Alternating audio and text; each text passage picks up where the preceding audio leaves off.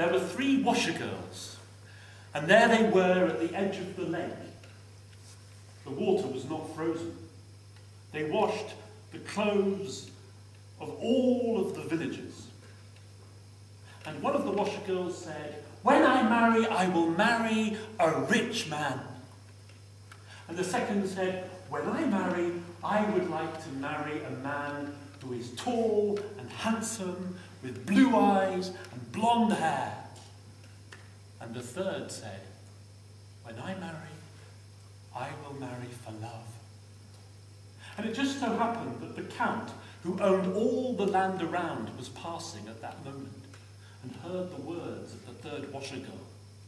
And he said to his steward, "Bring her to my manor house tomorrow." And the next day, when she was brought before the count, there he stood, still a young man, tall, with blonde hair and blue eyes and a straight back, a noble man in a rich, rich manor house, all good things around.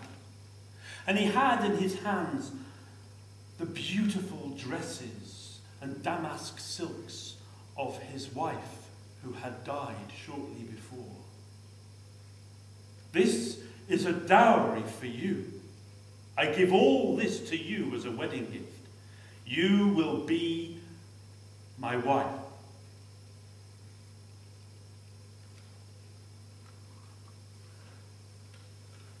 "Seek not to wed me, for I do not love thee." And in his anger, the count said, "Then go. Then go and do a task for me.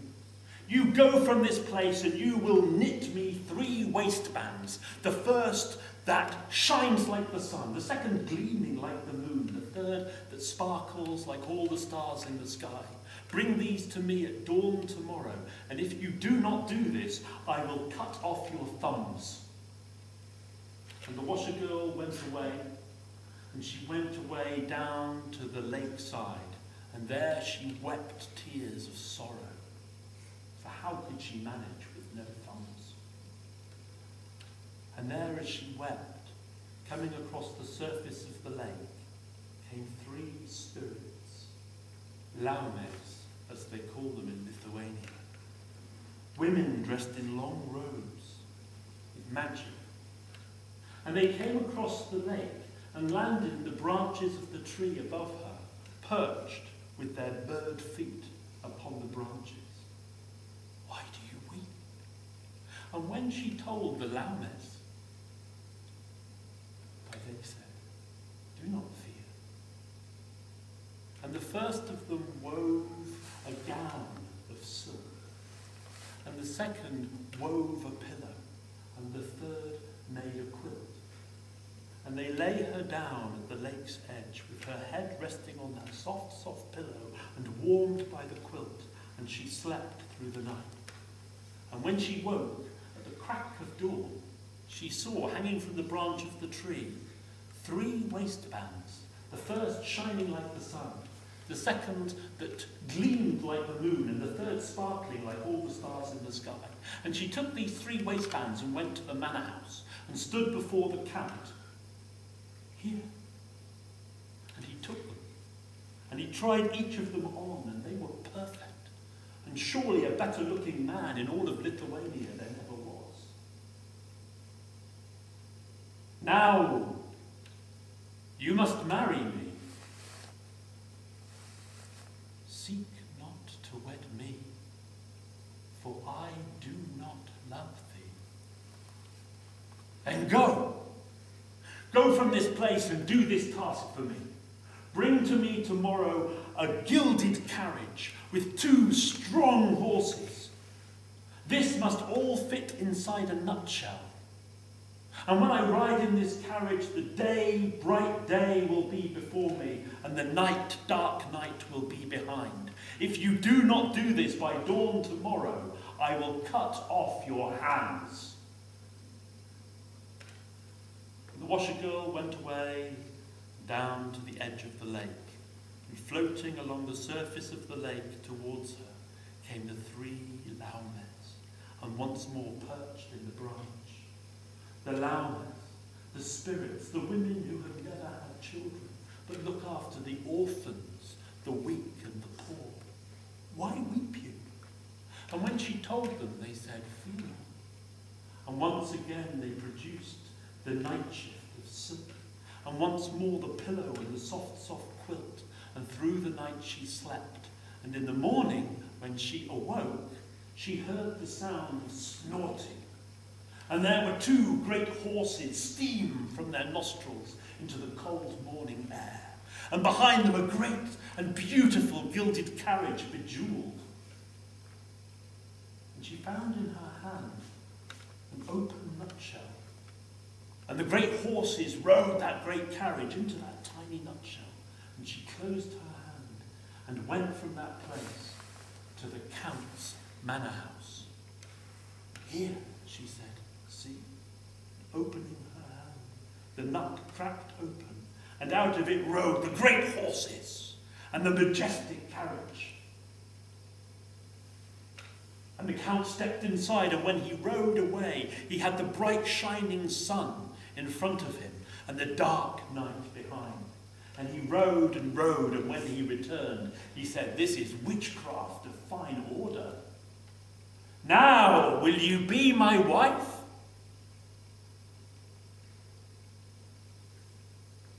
Seek not to wed me, for I do not love thee. Why? Then go, and you lose your life. I will have you killed if you do not bring to me tomorrow a mirror, which when I look into it, I will see my past and I will see my future. And she was sent from that place, and down to the lakeside she came.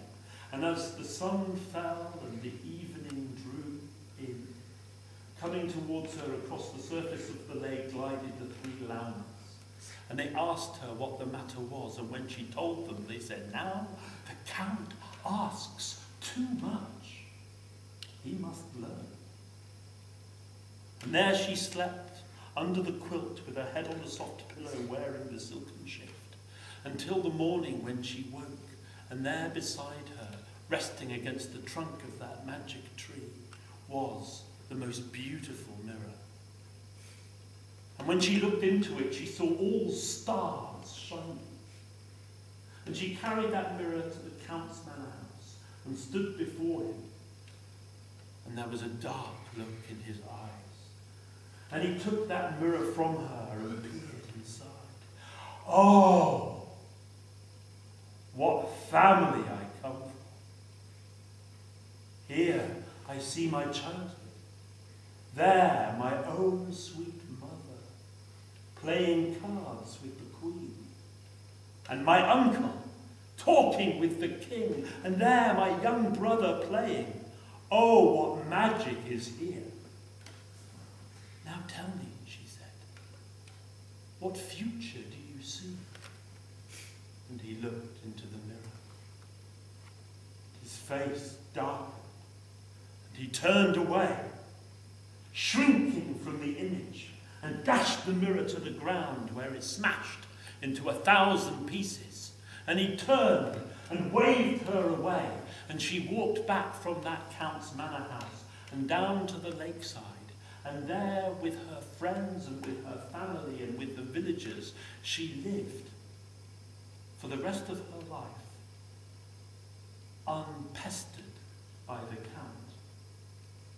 And surely, surely, one day she would find love.